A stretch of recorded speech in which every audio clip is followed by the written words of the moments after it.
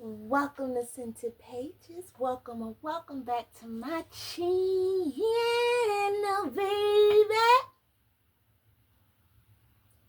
I did a whole Stephen King haul, and I want to talk about them. Earlier, I had did the first half of this video where I was talking about the perfumes. I think I'm just gonna go ahead and upload them as two different videos because that video was already a half an hour long, and I know this one is getting ready to be a half an hour or longer. So I'm just gonna upload two different videos. I mean, it's long overdue anyway because I was gone for too long, but now I'm back again. So I did, like I said, my little Stephen King haul. I actually already had the one. No, I actually already had two. I had Needful Things and Fairy Tale, but I still haven't read Fairy Tale yet. So I will tell you actually what all of them are about. So let's get to getting. I bought a couple weeks ago 7 Stephen King books. And yeah, let's get into what they're about. So also, again, I'm hungry. I was able to eat a little something earlier, but that was earlier when I did the video, like this afternoon. And what I ate was, sufficient for the time. I did, go in there and cook, put me a little something on my stomach, but it wasn't enough, and that was a long time ago. And so I gotta hurry up and get through these because my belly is feeling ravenous.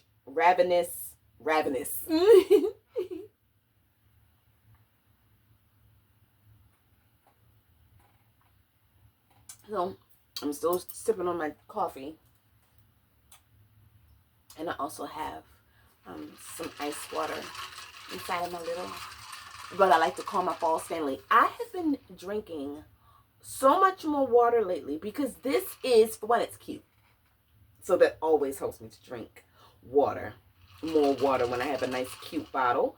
But also, it keeping the ice cold all day is so motivational because I love ice cold water. I know a lot of people like it room temperature, but I'm an ice girl.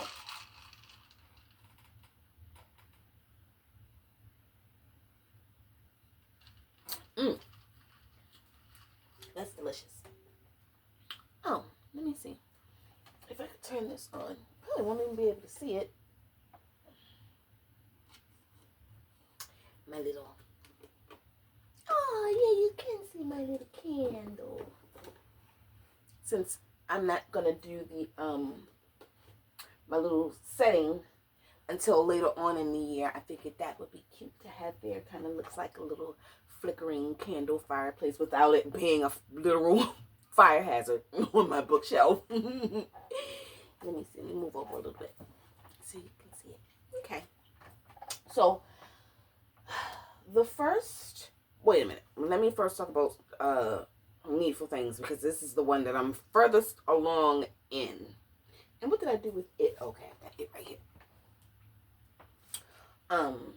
I put it in its own little case because I don't want it to end up looking like Needful Things. Look at it. The front and the back cover came off. The girl that I talked to at work, who works up in one of the other departments from me, I always talk to her about books and stuff, and she reads Stephen King too. And I was like, do you want this book when I get done with it? She was like, yeah, sure. She was like, but what did you do to it? Like, why does it, did something chew it? Or I was like, no, it was just in my purse. Getting beat up by all the stuff in my bag and just time. Like, I've been reading this book and I've gotten this far in it, so it ain't about to be looking like I ain't been reading it.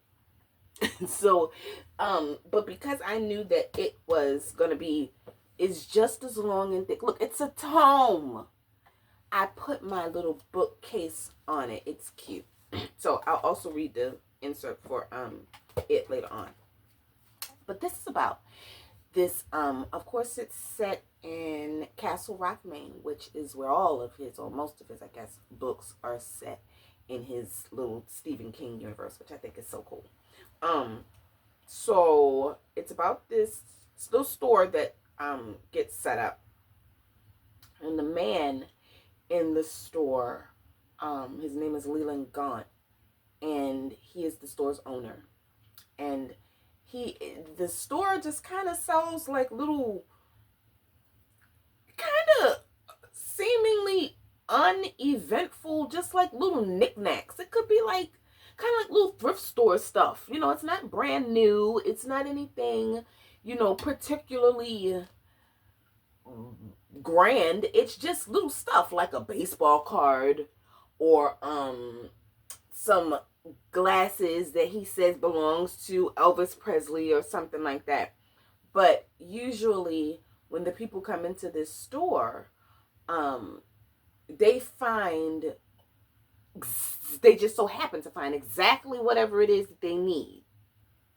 They, you know, or that their heart's desire really is stupid as it could be. It could be, one man I think, you know, was head over heels about this foxtail or something, and it just, these items usually tend to drive the people a bit crazy. Well, in order to get the stuff that they find that they like, they have to, let's just say, it doesn't have a price like a set, you know, let's just say $2.99 or $13 or whatever the case may be. He could say, well, you know, how much money do you have in your pocket? And you might say, oh, I've got $15. Or he'll say, okay, well, just give me that $15, and you'll also have to, the other half of the payment for this item is that you have to pay a trick on your neighbor. And so through his manipulating the people in this town and them coming in and getting, you know, different people, different patrons coming in and getting items, and subsequently also having to pay for these items through playing tricks on their fellow neighbors and people, friends in the neighborhood, it causes this big catastrophe. Like all of this contention and all of these little pockets of problems and stuff, and it all culminates supposedly into a big like brawl, I guess, at the end of it. At least that's what I heard. But so far, that's what I've read. Pretty much that's the synopsis of what I've read. I'm going to do a whole little talk about it when I talk about, I'm going to do this and the Green Mile. Probably do both of them together in a video. When I get done this was really good though. This is excellent. I'm enjoying it. It's really fast paced. I thought that it was going to be slow, and it's not. I'm really, I'm happy, and I'm pleasantly surprised. So, there's that. Let me see, I'll put them right here when I get done with them. Then I got Duma Key. And I don't know, I'm not quite sure about, the only book that I know what it's about on this one, in this pile, is Fairy Tale. I think I remember. And then I also know Finders Keepers. So let me say first what all I got. So I just got Needful Things. Then Duma Key. I have The Stand, Fairy Tale, Finders Keepers, Rose Madder, The Long Walk, Gerald's Game, and Pet Sematary. So Duma Key by Stephen King. It says, after a terrible construction site accident severed Edgar Fremantle's right arm, scrambled his mind, and imploded his marriage, the wealthy Minnesota builder faces the ordeal of rehabilitation, all alone and full of rage. Renting a house on Duma Key, it's like a place by the beach, I suppose, a stunningly beautiful and eerily undeveloped splinter of the Florida coast, Edgar slowly emerges from his prison of pain to bond with Elizabeth Eastlake, a sick elderly woman whose roots are tangled deep in this place. And as he heals, he paints feverishly, compulsively, his exploding talent both a wonder and a weapon. For Edgar's creations are not just paintings, but portals for the ghosts of Elizabeth's past, and their power cannot be controlled. I'm interested in the friendship between this younger guy and this old, elderly old woman, and how, things develop. And look at how thick this book is. I am really interested in seeing what all happens between the two of them in the 769 pages. I'm sure I'll be thoroughly informed of their friendship. All in pages. It's like, no, I honestly, it's a lot of reading, it's a lot of pages, but I actually enjoy the journey and the project. I look at it as like a fun academic project, because along the way, not only am I reading the stories, but I'm also like researching topics and finding out interesting stuff about it, watching videos on it, taking notes about stuff. So it's like a little educational thing. It's been fun. And Stephen King has a lot of stuff on the internet about him. So I actually look forward to it and the accomplishment from it. Then I got The Stand, and I keep hearing how good this is. Oh, I forgot to do the perfume. It's just a little vanilla body spray. I like vanilla in the fall. It's just by Body Fancies. Just a little cheapy. It's one of my favorite though. I got that in I've been spraying my room with that in this toasted sugar. I forgot to talk about my perfumes. These was the two I was going to talk about. Vanilla and toasted sugar combo. It smells like fall pies and cakes and stuff. I love this warm vanilla-y scent. That's how I spread the perfume around my room. So, and this one is Bodycology Toasted Sugar. Okay. So I'll put those right here. So The Stand. It says, when a man escapes from a biological testing facility, he sets in motion a deadly domino effect, spreading a mutated strain of the flu that will wipe out 99% of humanity within a few weeks. The survivors who remain are scared, bewildered, and in need of a leader. Two emerge. Mother Abigail, the benevolent 108-year-old woman who urges them to build a community in Boulder, Colorado, and Randall Flagg, the nefarious dark man who delights in chaos and violence. Oh, I can't wait. Look at how big it is. Oh, yes. Give me a life, Stephen King. Something to do. I sit at work and I just pass the time with all these pages. This is almost 1,300 pages. Almost 13. Like, that's ridiculous.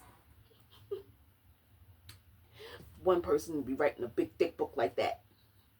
Like, no, I'm playing. I really admire it. I think that his career, to be as illustrious and as prolific, is that the word I want to use? It's prolific and what else is the word? I think that he's done a good job of writing and choosing writing as a career. I mean, if that's going to be your life work and it's going to be a career, I guess so. You've got time to write the big, thick tome novels. If you've got the storyline in your head and you're going to keep track of it and stuff, hey, hats off to you. That's awesome. He's got a whole thing that, over decades, a whole universe in Maine of people and characters and stuff. What the thing is about Stephen King is that he writes so much, but what I love about his writing is how detailed he is with his character building. That's what takes so much time, and actually, I like it. He spends a lot of his pages and stuff, getting into people and giving them real characteristics and traits, and you know everything about them from their little if they have even any, you know, if his characters have anything like little ticks that they might have, little irritations that they might have. He builds up characters like that with just such beautiful detail that it really doesn't make the bulkiness of the book a problem to get through, because it's all good information that I appreciate reading and having. I actually love details. When people tell me stories and things, no, don't give me roundabouts and whatnot. I need to know specifically, and then he said, and she said, and then, well, what did you say? I need to know it. Because I like to see the whole thing. And that's what he does. He really does a good job of, you know, painting that picture.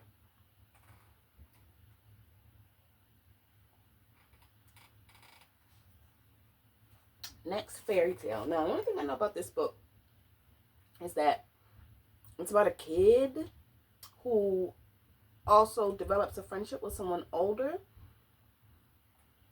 but then that person dies or something, but he's got like a portal in his house. I think that's what this is about. Let's see.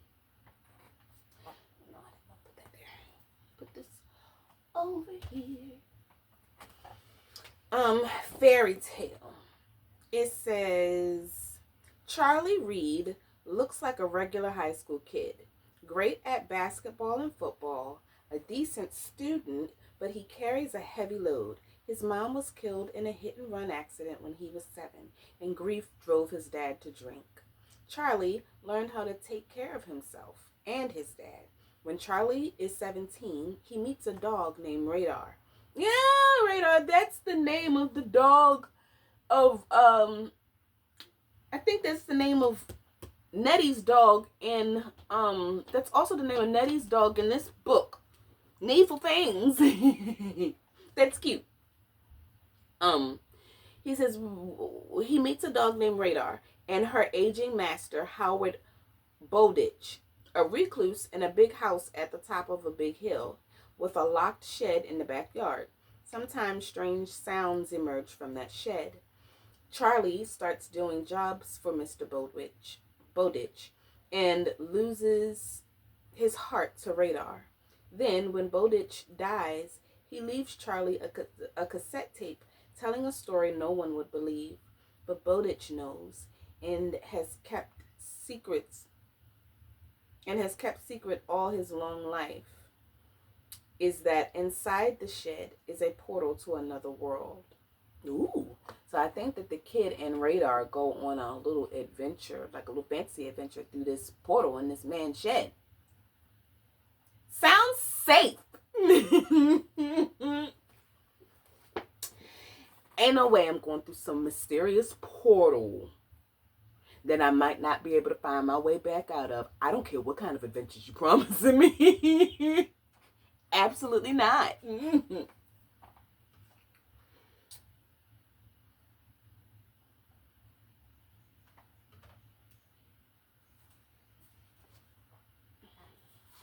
Finders Keepers.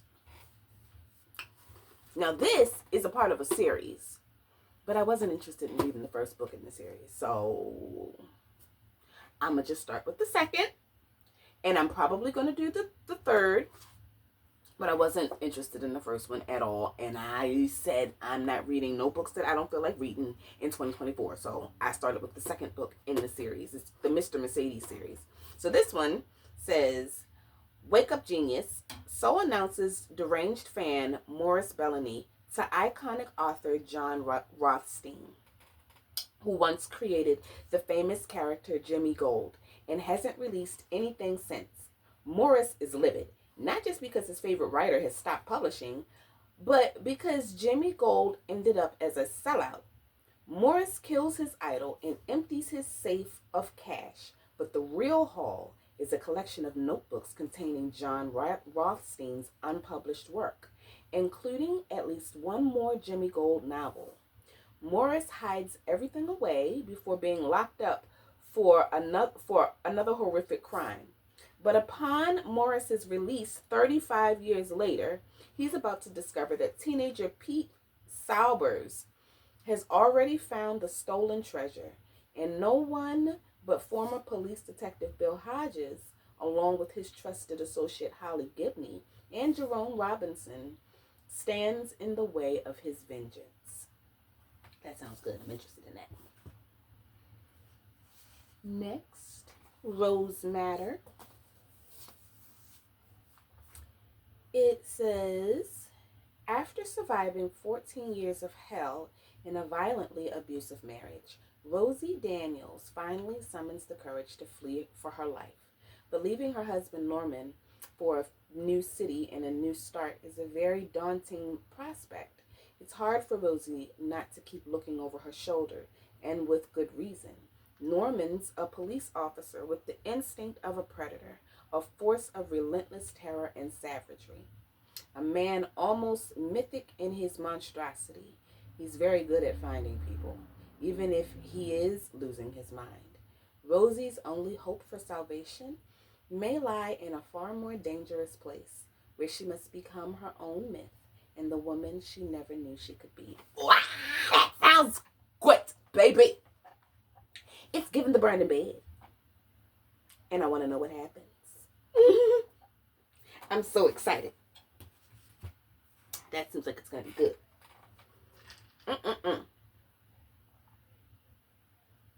Oh, this is coming along nicely. Not too many more books. And then I can stop and eat. I'm looking forward to making me something very filling and cheesy and fattening. Oh, The Long Walk. Oh, I cannot wait to read this. So this is about an annual competition between the kids, the boys in this neighborhood, and they have to walk at a certain pace for the duration of this walk. It's a long walk, so it could be, probably a couple dozen miles or however long. They have to stay at a certain pace. They can't go below that pace. And if they do, they get 1, 2, I think, or 3 marks checks or whatever. And if they fall below it again, then they get... Let's read it. It says, against the wishes of his mother, 16-year-old Ray Garrity is about to compete in the annual grueling match of stamina and wits known as the Long Walk. 100 boys must keep a steady pace of 4 miles per hour without ever stopping, with the winner being awarded the prize. Anything he wants for the rest of his life. But as part of this national tournament that sweeps through a dystopian America year after year, there are some harsh rules that Garrity and 99 others must adhere to in order to beat out the rest. There is no finish line. The winner is the last man standing. Contestants cannot receive any outside aid whatsoever. Slow down under the speed and you're given a warning. 3 warnings and you're out of the game permanently. Ooh. It's making me think of like Squid Games meets Hunger Games type dystopian, like those other books that I have read. What was those other books that I read that I really liked? I was getting ready to say Arrogant. The Insurgent series. Not Arrogant. Honey. My bad.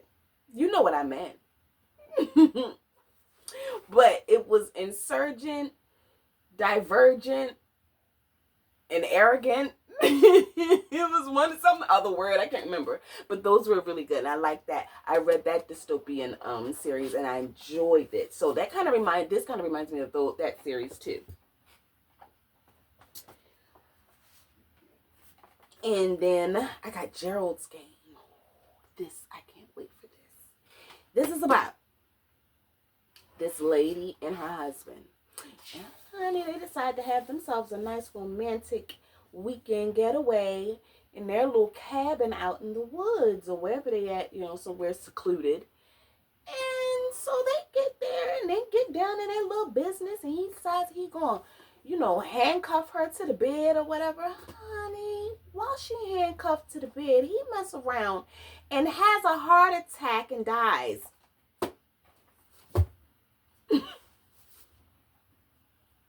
What do you mean? Horrifying. That is terrifying. And I want to know how she gets out of it. I want to know what happens. Like, I mean, oh God, that is so nauseating. Could you imagine the tricks that her mind must play on her? Like, being trapped there and not knowing what's going to happen. It's not like she can scream and somebody, she's dead in the woods. Nobody's going to hear her. Horrific. It says, once again, Jessie Burlingame has been talked into submitting to her husband Gerald's kinky sex games, something that she's frankly had enough of, and they never held much charm for her to begin with. So much for a romantic getaway at their secluded summer home. After Jessie is handcuffed to the bedpost and Gerald crosses a line with his wife, the day ends with deadly consequences. Now Jessie is utterly trapped in an isolated lakeside house that has become her prison and comes face to face with her deepest, darkest fears and memories. Her only company is that of the various voices filling her mind, as well as the shadows of nightfall that may conceal either an imagined or a very real threat right there with her. That sounds so good. I said that he had a heart attack. Maybe I was wrong. I don't know. I thought that's what happened. But maybe something else happened. But either way, I'm looking really, really forward to finding out. And then, Pet Sematary. Now, I don't know what this is about at all. But I'm going to start it probably tonight. I'm going to start it this week. While also in tandem reading it. When Dr. Lewis Creed takes a new job and moves his family to the idyllic and rural town of Ludlow, Maine, this new beginning seems too good to be true. Yet, despite Ludlow's tranquility, there's an undercurrent of danger that exists here. Those trucks on the road outside the Creed's beautiful old home travel by just a little too quickly, for one thing, as is evidenced by the makeshift pet cemetery out back in the nearby woods. Then there are the warnings to Louis, I think his name. Yeah, Leah. Lewis, both real and from the depths of his nightmares, Lewis. That he should not venture beyond the borders of this little graveyard. A blood-chilling truth is hidden there, one more terrifying than death itself, and hideously more powerful. The ominous fate befalls anyone who dares tamper with this forbidden place, as Lewis is about to discover for himself. And then last but not least, I'm going to put these up here so that they don't fall over. Stuff. My little table. Okay. Then last but not least, certainly not least, we have it. Look, I've got my highlighters and my pens and stuff and my little annotation tabs and whatnot, because I have been marking up my book, trying to keep track of it, trying to make sure that I get everything correctly, marking the good, interesting sentences that he has in here. Look at that cover. It's cute. And it fits inside of my little bookcase just perfectly. So I've been carrying this back and forth with me everywhere I go. Trying to get through it. But it's been fun. Not at all boring. I thought it was going to be boring. I honestly, I gotta be honest with you. I thought everything from Stephen King was going to be boring. After the Bore Fest, I'm sorry. I mean, Misery was good and all, but it took me a long time to get through it. I thought it was kind of boring. I'm sorry. But these other books that I've been reading more recently by him, they've been boring. I guess I see the hoopla, the hopla, the hullabaloo. Hopla, the hullabaloo.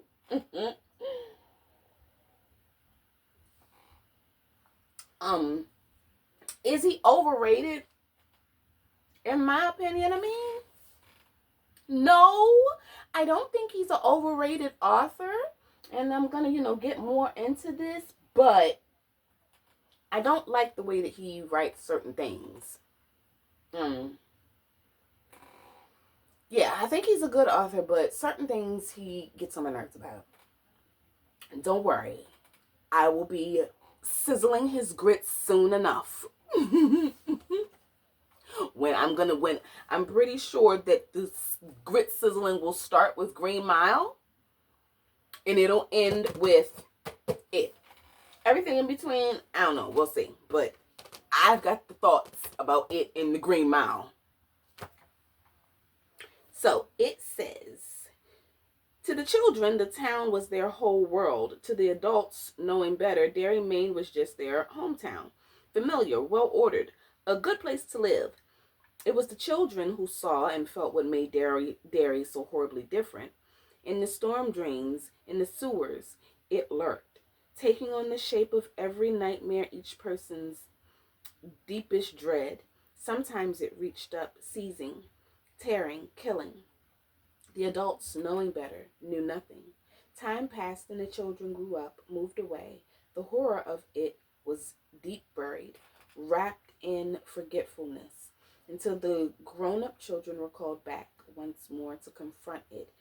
It stirred and coiled in the sullen depths of their memories, reaching up again to make their past nightmares a terrible present reality. Frightening, epic, and brilliant, Stephen King's It is one of the greatest works of a true storytelling master. That has yet to be determined. I'll see if it is all this and that. This is the main thing that I wanted to read to see what was what with Stephen King. If this book specifically is as well written as supposed to be and is fun and this, that, and the other. I mean, honestly, but first of all, I mean, so far so good. It's been actually great so far. So, let me see.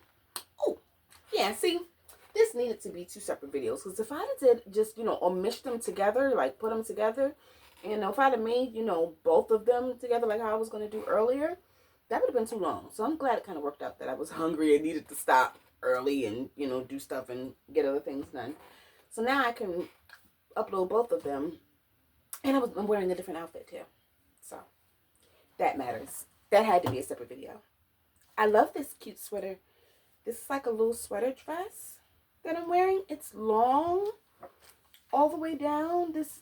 And it's so comfortable and warm. I love it. It's one of my favorite things to wear in the fall and the winter. So I am going to wrap this video up and see you next time.